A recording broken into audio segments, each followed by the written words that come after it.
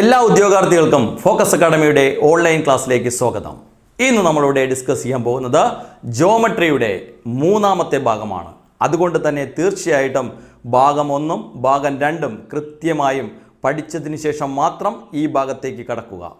തീർച്ചയായിട്ടും ആ ഇക്വേഷൻ അറിയാമെങ്കിൽ മാത്രമേ ഈ തേർഡ് പാർട്ട് മനസ്സിലാവുകയുള്ളൂ. ഈ തേർഡ് പാർട്ടിൽ നമ്മൾ പഠിക്കാൻ പോകുന്നത് ഇൻഡയറക്റ്റ് ക്വസ്റ്റ്യൻസും ആപ്ലിക്കേഷൻ ലെവൽ ക്വസ്റ്റ്യൻസുമാണ്. പല പരീക്ഷയിലും റാങ്ക് നിർണ്ണയിച്ചിട്ടുള്ള ചോദ്യങ്ങളോട് കൂടിയ ഭാഗമാണ് നമ്മളിവിടെ പഠിക്കുന്നത്. നമുക്ക് ചോദ്യങ്ങളിലേക്ക് കടക്കാം. ശ്രദ്ധിക്കുക. ഒന്നാമത്തെ ചോദ്യം, ഒരു സമചതുരത്തിൻ്റെ വിസ്തീർണവും ചുറ്റളവും തുല്യമായാൽ വശത്തിൻ്റെ നീളം എത്ര, അല്ലെങ്കിൽ വക്കിൻ്റെ നീളം എത്ര? അപ്പോൾ പറഞ്ഞിരിക്കുന്ന കണ്ടീഷൻ സമചതുരത്തിൻ്റെ വിസ്തീർണവും ചുറ്റളവും തുല്യമാണെന്നാണ്. അപ്പോൾ സമചതുരത്തിൻ്റെ വിസ്തീർണം എന്ന് പറയുന്നത് a² ആണ്. അതെന്തിന് തുല്യമാണ്? ചുറ്റളവിന് തുല്യമാണ്. ചുറ്റളവ് എന്താണ്? 4a. അപ്പോൾ ഇക്വേഷൻ നമുക്ക് കിട്ടിക്കഴിഞ്ഞു. a² = 4a. റൈറ്റ് സൈഡിലും ലെഫ്റ്റ് സൈഡിലും ഒരു a ഉണ്ട്. a² a ഇൻറ്റു a ആണ് a². അപ്പോൾ a ഇൻറ്റു a = 4a. ഒരേയും റൈറ്റ് സൈഡിലും ലെഫ്റ്റ് സൈഡിലും നമ്മൾ ക്യാൻസൽ ചെയ്തു. അപ്പോൾ നമുക്ക് കിട്ടുക a = 4 എന്ന് പറയുന്ന വാല്യൂ കിട്ടും. അതായത് ഒരു വക്കിൻ്റെ നീളം 4 എന്ന് നമുക്ക് കിട്ടും. ഇനി നമുക്ക് എങ്ങനെയാണ് ആൻസർ എന്ന് നമുക്ക് നോക്കാം. അതായത് ഒരു സമചതുരത്തിൻ്റെ വക്കിൻ്റെ നീളം 4 ആയാൽ അതിൻ്റെ വിസ്തീർണം എന്തായിരിക്കും? a², 4a², അതായത് 16 യൂണിറ്റ് സെൻറ്റിമീറ്റർ സ്ക്വയർ അല്ലെങ്കിൽ മീറ്റർ സ്ക്വയർ ആയിരിക്കും. എന്താണ് യൂണിറ്റ്? അതിൻ്റെ സ്ക്വയർ ആയിരിക്കും. ഇനി അതിൻ്റെ ചുറ്റളവ് എന്താണെന്ന് നമുക്ക് നോക്കാം.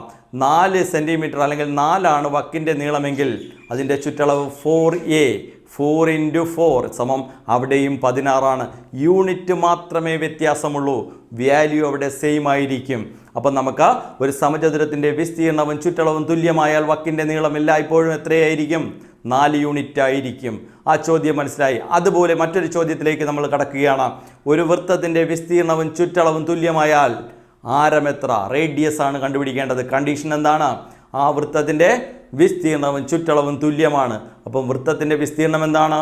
πr². ചുറ്റളവ് എന്താണ്? 2πr. അപ്പം πr² = 2πr.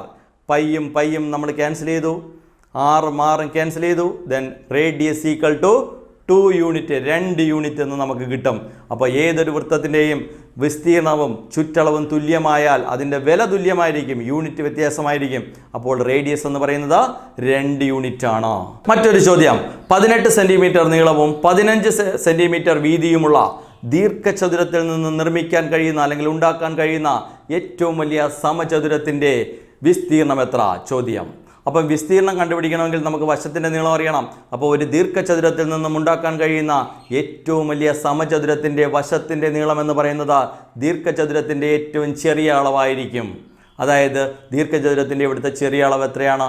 15 ആണ്. 15 യൂണിറ്റ് ആണ്, അല്ലെങ്കിൽ 15 സെൻറ്റിമീറ്റർ ആണ്. അതുകൊണ്ട് തന്നെ ഏറ്റവും വലിയ സമചതുരത്തിൻ്റെ വശത്തിൻ്റെ നീളം 15 തന്നെയായിരിക്കും. അപ്പം വിസ്തീർണം കണ്ടുപിടിക്കാൻ നമുക്കറിയാം a². a² = 15a² = 225 centimetre square ആണ് അതിൽ നിന്നുണ്ടാക്കാൻ കഴിയുന്ന ഏറ്റവും വലിയ സമചതുരത്തിൻ്റെ വിസ്തീർണം. മറ്റൊരു ചോദ്യം നമുക്ക് പരിശോധിക്കാം. 196 സെൻറ്റിമീറ്റർ സ്ക്വയർ വിസ്തീർണമുള്ള ഒരു സമചതുരത്തിൽ നിന്നും നിർമ്മിക്കാൻ കഴിയുന്ന ഏറ്റവും വലിയ വൃത്തത്തിൻ്റെ ചുറ്റളവ് എത്ര? അപ്പോൾ 196 സെൻറ്റിമീറ്റർ സ്ക്വയർ ആണ് വിസ്തീർണം. ആ സമചതുരത്തിനുള്ളിൽ നിർമ്മിക്കാൻ കഴിയുന്ന ഏറ്റവും വലിയ വൃത്തത്തിൻ്റെ, അല്ലെങ്കിൽ ആ സമചതുരത്തിനുള്ളിൽ ഉൾക്കൊള്ളിക്കാൻ കഴിയുന്ന ഏറ്റവും വലിയ വൃത്തത്തിൻ്റെ ചുറ്റളവാണ് ചോദ്യം. അപ്പോൾ ചുറ്റളവ് കണ്ടുപിടിക്കാൻ നമുക്കറിയാം. ചുറ്റളവിൻ്റെ ഇക്വേഷൻ 2πr ആണ്. ഇവിടെ തന്നിരിക്കുന്നത് 196 എന്ന് പറയുന്നത് എന്താണ്? സമചതുരത്തിൻ്റെ വിസ്തീർണമാണ്. അതിൽ നിന്നും സമചതുരത്തിൻ്റെ വിസ്തീർണം എന്ന് പറഞ്ഞാൽ എന്താണ്? a² ആണ്. അപ്പോൾ a² 196 ആണെങ്കിൽ a എത്രയാണ്? √196 ആണ്, 14. അപ്പോൾ 14 സെൻറ്റിമീറ്റർ നമുക്ക് കിട്ടി. എന്ത്? 14 സെൻറ്റിമീറ്റർ എന്ന് പറയുന്നത് ഒരു സമചതുരത്തിൻ്റെ വക്കിൻ്റെ നീളമാണ്. അങ്ങനെയാണെങ്കിൽ ആ വക്കിൻ്റെ നീളത്തിന് തുല്യമായിരിക്കും അതിനുള്ളിൽ ഉൾക്കൊള്ളിക്കാൻ കഴിയുന്ന ഏറ്റവും വലിയ വൃത്തത്തിൻ്റെ വ്യാസത്തിൻ്റെ അളവ്. അപ്പോൾ എന്തിന് തുല്യമായി? ആ ചതുരത്തിൻ്റെ വക്കിൻ്റെ നീളവും വൃത്തത്തിൻ്റെ വ്യാസവും തുല്യമാണ് 14 സെൻറ്റിമീറ്റർ. വ്യാസം 14 സെൻറ്റിമീറ്റർ ആണെങ്കിൽ ആരം എത്രയാണ്? 7 സെൻറ്റിമീറ്റർ. നമ്മളെടുത്ത് ചോദിച്ചേക്കുന്നത് ചുറ്റളവ് എത്രയെന്നാണ്. ചുറ്റളവ് കണ്ടുപിടിക്കാനുള്ള ഇക്വേഷൻ 2πr. 2 × പൈയുടെ വില നമുക്കറിയാം, 22/7 × റേഡിയസ് 7. 7 7 ക്യാൻസൽ ചെയ്തു. നമുക്ക് ആൻസർ കിട്ടും 44 സെൻറ്റിമീറ്റർ ആണ് അതിൻ്റെ ചുറ്റളവ്. ഇനി ഇതിൻ്റെ തിരിച്ചുള്ള ചോദ്യത്തിലേക്ക് നമുക്ക് വരാം. ഈ ചോദ്യം നമുക്കിപ്പോൾ പഠിച്ചത് നമ്മളൊരു ചതുരത്തിനുള്ളിൽ, സമചതുരത്തിനുള്ളിൽ വൃത്തത്തെ ഉൾക്കൊള്ളിച്ചു.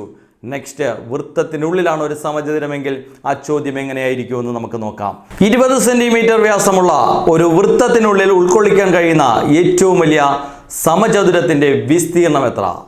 ഇവിടെ വൃത്തത്തിനുള്ളിലാണ് സമചതുരം. അപ്പോൾ ഇവിടെ നമുക്ക് ശ്രദ്ധിച്ചു കഴിഞ്ഞാൽ അറിയാം, ഈ വൃത്തത്തിൻ്റെ വ്യാസം തന്നിട്ടുണ്ട്. അതെത്രയാണ്? 20 സെൻറ്റിമീറ്റർ ആണ്. ഇത് ആ സമചതുരത്തിൻ്റെ എന്തിന് തുല്യമായിരിക്കും? വശത്തിന് തുല്യമല്ല, വികർണത്തിന് തുല്യമായിരിക്കും. അപ്പോൾ ഇങ്ങനെയുള്ള കണ്ടീഷനിൽ നമ്മൾ ശ്രദ്ധിച്ചാൽ മനസ്സിലാവും, വൃത്തത്തിൻ്റെ വ്യാസത്തിന് തുല്യമായിരിക്കും ആ സമചതുരത്തിൻ്റെ ഡയഗണൽ വികർണം. അപ്പം വികർണം നമുക്ക് എന്തിന് തുല്യമായിരിക്കും? വ്യാസത്തിന് തുല്യമായിരിക്കും. വ്യാസം 20 ആണെങ്കിൽ വികർണവും 20 തന്നെയാണ്, 20 സെൻറ്റിമീറ്റർ. അപ്പം വികർണം കിട്ടിക്കഴിഞ്ഞാൽ നമുക്ക് വിസ്തീർണം കണ്ടുപിടിക്കാൻ നമുക്കറിയാം d²/2. അപ്പോൾ 20²/2, 20² എന്ന് പറഞ്ഞാൽ 400/2 200 സെൻറ്റിമീറ്റർ സ്ക്വയർ എന്ന് നമുക്ക് ആൻസർ കിട്ടും. ഇനി മറ്റൊരു ചോദ്യത്തിലേക്ക് നമുക്ക് കടക്കാം. ഒരു സമചതുരത്തിൻ്റെ വശം ഇരട്ടിയായാൽ വിസ്തീർണം എത്ര മടങ്ങാകും? ഒരു സമചതുരത്തിൻ്റെ വശം ഇരട്ടിയായാൽ വിസ്തീർണം എത്ര മടങ്ങാകും? അപ്പം നമുക്ക് സിമ്പിളായിട്ട് വേണമെങ്കിലോ ലോജിക്ക് ചെയ്യാം. ഉദാഹരണത്തിന് 2 സെൻറ്റിമീറ്റർ ഉള്ള ഒരു സമചതുരത്തിൻ്റെ വിസ്തീർണം എത്രയാണോ? 2² 4 ഇനി അതിൻ്റെ വശം ഇരട്ടിയാകുന്നു എന്ന് പറഞ്ഞാൽ 4 ആകുന്നു. അപ്പം വിസ്തീർണം എന്താവും? 4² ആവും. എത്രയാവും? 16 ആവും. അപ്പം 4ൻ്റെ എത്ര മടങ്ങാണ് 16? 4 മടങ്ങാണ് എന്ന് പറഞ്ഞാൽ സ്ക്വയർ ടൈംസ് അത് ഇൻക്രീസ് ചെയ്യും. അപ്പോൾ നമുക്ക് ബേസ് ആയിട്ടുള്ളൊരു കാര്യം അതിൽ നിന്ന് ശ്രദ്ധിക്കാം. ഇവിടെ ഒരു ദ്വിമാന രൂപത്തിൽ ഏതെങ്കിലും അളവ് എത്ര മടങ്ങ് വർദ്ധിക്കുന്നോ അതിൻ്റെ സ്ക്വയർ മടങ്ങായിരിക്കും അതിൻ്റെ വിസ്തീർണം വർദ്ധിക്കുക. ഉദാഹരണം, ഇവിടെ ഇരട്ടിയാകുന്നു എന്ന് പറഞ്ഞാൽ 2 മടങ്ങാകുന്നു. അപ്പം വിസ്തീർണം അതിൻ്റെ 2ൻ്റെ സ്ക്വയർ 4 മടങ്ങാകും. അപ്പോൾ ആൻസർ 4 മടങ്ങായി വർദ്ധിക്കും ഇരട്ടിയായാൽ. ഇനി 3 മടങ്ങായാലോ? 3² 9 മടങ്ങായി വിസ്തീർണം വർദ്ധിക്കും. വശം 4 മടങ്ങായാലോ? 4² 16 മടങ്ങായി വിസ്തീർണം വർദ്ധിക്കും. ശ്രദ്ധിക്കുക, ചതുരാകൃതിയായ ഒരു പൂന്തോട്ടത്തിൻ്റെ നീളം 100 മീറ്റർ, വീതി 60 മീറ്റർ. ഇതിന് ചുറ്റും പുറത്തായി 5 മീറ്റർ വീതിയിൽ ഒരു നടപ്പാതയുണ്ട്. ആ നടപ്പാതയുടെ വിസ്തീർണം എത്ര? അപ്പോൾ നമുക്ക് തന്നിരിക്കുന്നത് ചതുരാകൃതിയാണ്. അതിൻ്റെ നീളം തന്നിട്ടുണ്ട് 100 മീറ്ററാണ്, വീതി തന്നിട്ടുണ്ട് 60 മീറ്ററാണ്. ഇതിന് ചുറ്റും പുറത്തായി 5 മീറ്റർ വീതിയിൽ ഒരു നടപ്പാതയുണ്ട്. നടപ്പാതയുടെ മാത്രം വിസ്തീർണമാണ് ചോദിക്കുന്നത്. ഇതെന്തിന് തുല്യമായിരിക്കും യഥാർത്ഥത്തിൽ? ആ വലിയ നടപ്പാത ഉൾപ്പെടെയുള്ള ഒരു ചതുരം, ദീർഘചതുരം, റെക്റ്റാങ്കിളിൻ്റെ ഏരിയയിൽ നിന്നും അതിനുള്ളിലെ ആ പൂന്തോട്ടത്തിൻ്റെ ഏരിയ മൈനസ് ചെയ്യുന്നതിന് തുല്യമായിരിക്കും. അപ്പോൾ നമുക്ക് ആദ്യം പൂന്തോട്ടത്തിൻ്റെ വിസ്തീർണം ഒന്ന് കണ്ടു നോക്കാം. എന്തായിരിക്കും പൂന്തോട്ടത്തിൻ്റെ വിസ്തീർണം? നമുക്ക് എങ്ങനെ കിട്ടും? അതിൻ്റെ നീളം 100 മീറ്റർ, വീതി 60 മീറ്റർ. അപ്പോൾ അതിൻ്റെ വിസ്തീർണം 100 × 60 6000 മീറ്റർ സ്ക്വയറാണ് പൂന്തോട്ടത്തിൻ്റെ മാത്രം വിസ്തീർണം. ഇനി അതിന് ചുറ്റും പുറത്തായി നമുക്ക് എന്തുണ്ട്? ഒരു നടപ്പാതയുണ്ട് 5 മീറ്റർ വീതിയിൽ. അങ്ങനെയാണെങ്കിൽ നടപ്പാത ഉൾപ്പെടെ അതിൻ്റെ നീളം എത്രയായിരിക്കും? 100 + 5 എടുത്താൽ പറ്റില്ല, കാരണം 2 സൈഡിലേക്കും വീതി കൂടണം. അപ്പോൾ 5 + 5 10 മീറ്ററാണ് ആകെ കൂടുന്നത്. എന്ന് പറഞ്ഞാൽ 100 + 10 110 അതിൻ്റെ നീളം. അതുപോലെ 60 + 5 + 5 എന്ന് പറഞ്ഞാൽ 70 അതിൻ്റെ വീതി. അപ്പോൾ ചുറ്റും പുറത്തായുള്ള നടൽപ്പാത ഉൾപ്പെടെയുള്ള നീളം എന്ന് പറയുന്നത് 110 മീറ്റർ, വീതി എന്ന് പറയുന്നത് 70 മീറ്ററാണ്. അപ്പോൾ അതിൻ്റെ വിസ്തീർണം എത്രയായിരിക്കും?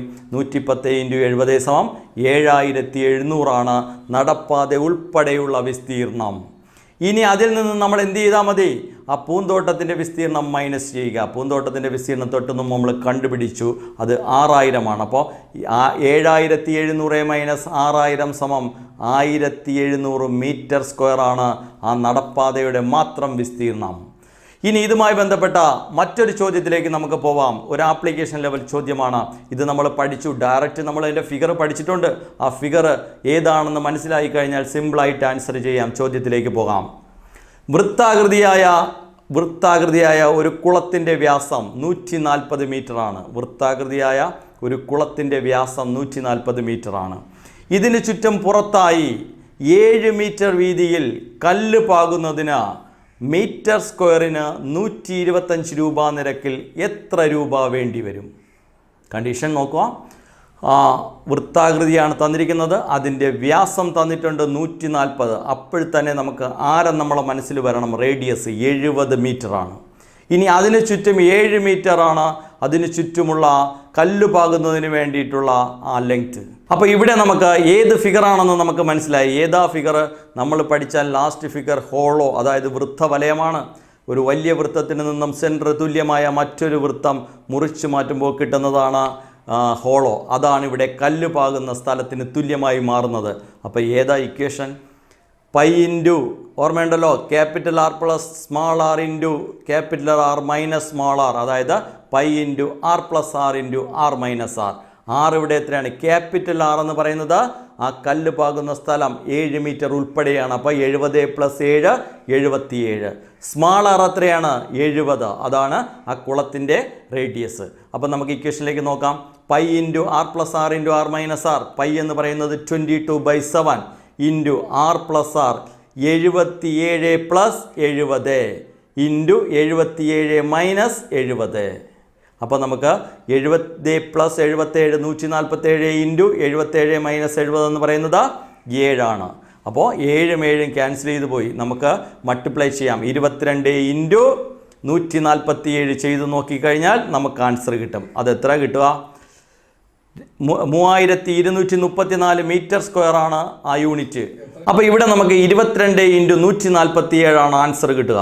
ഇവിടെ 22 ഇൻറ്റു 147 എന്ന് പറയുന്നത് 3234 മീറ്റർ സ്ക്വയർ ആണ്. അപ്പോൾ എന്താ ഈ 3234 മീറ്റർ സ്ക്വയർ എന്താണ്? ആ കല്ല് പാകുന്ന ഏരിയയാണ് 3234. അപ്പം നമുക്ക് എന്താ കണ്ടുപിടിക്കേണ്ടത്? മീറ്റർ സ്ക്വയറിന് 125 രൂപ ചിലവാകും. അങ്ങനെയാണെങ്കിൽ ഇത്രയും മീറ്റർ സ്ക്വയറിന് എത്ര രൂപ ചിലവാകും? ഇൻറ്റു 125, അതായത് 3234 ഇൻറ്റു 125 രൂപ കണ്ടുപിടിക്കുക. അത് നമ്മൾ നോക്കിക്കഴിഞ്ഞാൽ നമുക്കറിയാൻ കഴിയും 4,04,250 രൂപയാണ് ചിലവാകുക. 4,04,250 രൂപ ചിലവാകും. മറ്റൊരു പ്രധാനപ്പെട്ട ക്വസ്റ്റ്യൻ നമുക്ക് നോക്കാം. 30 മീറ്റർ നീളവും 20 മീറ്റർ വീതിയുമുള്ള ചതുരാകൃതിയായ ഒരു ഹാളിൽ 15 സെൻറ്റിമീറ്റർ നീളവും 10 സെൻറ്റിമീറ്റർ വീതിയുമുള്ള ടൈൽസ് ഒട്ടിക്കുന്നതിന് എത്ര ടൈൽസ് വേണ്ടി വരും? നല്ലൊരു ചോദ്യമാണ്. നമുക്ക് തന്നെ കാൽക്കുലേറ്റ് ചെയ്യാൻ പറ്റുന്ന രീതിയിലുള്ള ചോദ്യം. ഇവിടെ 30 മീറ്ററാണ് ആ ഹാളിൻ്റെ നീളം, വീതി പറഞ്ഞിരിക്കുന്നത് 20 മീറ്ററാണ്. ഇനി ടൈൽസ് ഒട്ടിക്കണമെങ്കിൽ ടൈൽസിൻ്റെ നീളവും വീതിയും ഡയമെൻഷൻ നമുക്ക് തന്നിട്ടുണ്ട്. 15 സെൻറ്റിമീറ്ററാണ് നീളം, 10 സെൻറ്റിമീറ്ററാണ് വീതി. യഥാർത്ഥത്തിൽ ഇത് രണ്ടും ഒരു യൂണിറ്റ് അല്ല. നമുക്ക് ഹാളിൻ്റെ നീളം തന്നിരിക്കുന്നത്, അളവ് തന്നിരിക്കുന്നത് മീറ്ററിലും ടൈൽസിൻ്റെ അളവ് തന്നിരിക്കുന്നത് സെൻറ്റിമീറ്ററിലുമാണ്. അപ്പോൾ ഒരു യൂണിറ്റിലേക്ക് അത് കൊണ്ടുവരണം. അതിന് മുമ്പ് നമുക്ക് ടൈൽസിൻ്റെ എണ്ണം എങ്ങനെ കിട്ടുമെന്ന് നോക്കാം. അതായത് ആ മുറിയുടെ അല്ലെങ്കിൽ ഹാളിൻ്റെ വിസ്തീർണത്തെ ടൈൽസിൻ്റെ വിസ്തീർണം കൊണ്ട് ഹരിക്കുന്നതിന് തുല്യമാണ്. അല്ലെങ്കിൽ ഹാളിൻ്റെ വിസ്തീർണത്തെ ടൈൽസിൻ്റെ വിസ്തീർണം കൊണ്ട് ഡിവൈഡ് ചെയ്താൽ കിട്ടുന്നതാണ് ടൈൽസിൻ്റെ എണ്ണം. അപ്പോൾ നമുക്ക് മനസ്സിലായി ടൈൽസിൻ്റെ എണ്ണം കണ്ടുപിടിക്കാനുള്ള ഇക്വേഷൻ എന്താണ്? ഹാളിൻ്റെ വിസ്തീർണം ഡിവൈഡഡ് ബൈ ടൈൽസിൻ്റെ വിസ്തീർണം. അപ്പോൾ ഹാളിൻ്റെ വിസ്തീർണം നമുക്ക് നോക്കാം. 30 metre into 20 metre divided by, അതെന്താണ്? റെക്റ്റാങ്കിൾ ആണ്. അതുപോലെ ടൈലും റെക്റ്റാങ്കിൾ ആണ്. അതുകൊണ്ട് തന്നെ 15 സെൻറ്റിമീറ്റർ ഇൻറ്റു 10 സെൻറ്റിമീറ്റർ. ഇവിടെയാണ് നമ്മൾ കാൽക്കുലേഷൻ ശ്രദ്ധിക്കേണ്ടത്. മുകളിൽ മീറ്ററാണ്, താഴെ സെൻറ്റിമീറ്റർ ആണ്. അപ്പോൾ എന്ത് ചെയ്താൽ മതി? മീറ്ററിനെയും കൂടി സെൻറ്റിമീറ്ററിലേക്ക് മാറ്റിയാൽ മതി. ഒരു മീറ്റർ എന്ന് പറയുന്നത് 100 സെൻറ്റിമീറ്റർ ആണ്. അപ്പം 30 മീറ്റർ സമം 30 ഇൻറ്റു 100 സെൻറ്റിമീറ്റർ. അതുപോലെ 20 മീറ്റർ എന്ന് പറയുന്നത് 20 ഇൻറ്റു 100 സെൻറ്റിമീറ്റർ. അപ്പോൾ equation 30 into 100 into 20 into 100 divided by 15 into 10. അത് നമ്മൾ സിംപ്ലിഫൈ ചെയ്ത് നോക്കുക. നമുക്ക് ആൻസർ കിട്ടും 40,000 ടൈലുകൾ അവിടെ വേണ്ടി വരും. 40,000 എണ്ണമാണ് നമുക്ക് വേണ്ടി വരിക. അപ്പോൾ ഇതുപോലത്തെ ചോദ്യങ്ങൾ പല പ്രാവശ്യവും പരീക്ഷയ്ക്ക് റിപ്പീറ്റ് ചെയ്ത് വന്നിട്ടുണ്ട്. അവിടെ റാങ്ക് നിർണ്ണയിക്കുന്ന പല ചോദ്യങ്ങളായിരുന്നു. അപ്പോൾ നമുക്ക് ഒരു മാർക്ക് പോലും പരീക്ഷയ്ക്ക് നഷ്ടപ്പെടാൻ പാടില്ല. ഇവിടെ നിങ്ങൾക്ക് ഏതെങ്കിലും ചോദ്യം നിങ്ങൾക്ക് ഡൗട്ട് ഉണ്ടെങ്കിൽ നിങ്ങൾക്കതിൽ കമൻറ്റ് ചെയ്യാം. അതുപോലെ ക്ലാസ് ഇഷ്ടമായിട്ടുണ്ടെങ്കിൽ നിങ്ങളത് സബ്സ്ക്രൈബ് ചെയ്യുക. അതുപോലെ നോട്ടിഫിക്കേഷൻ ബെൽ ബട്ടൺ ആക്റ്റീവ് ആക്കുക. പുതിയ ചാപ്റ്ററുമായി അടുത്ത ക്ലാസ്സിൽ വീണ്ടും കാണാം. നന്ദി.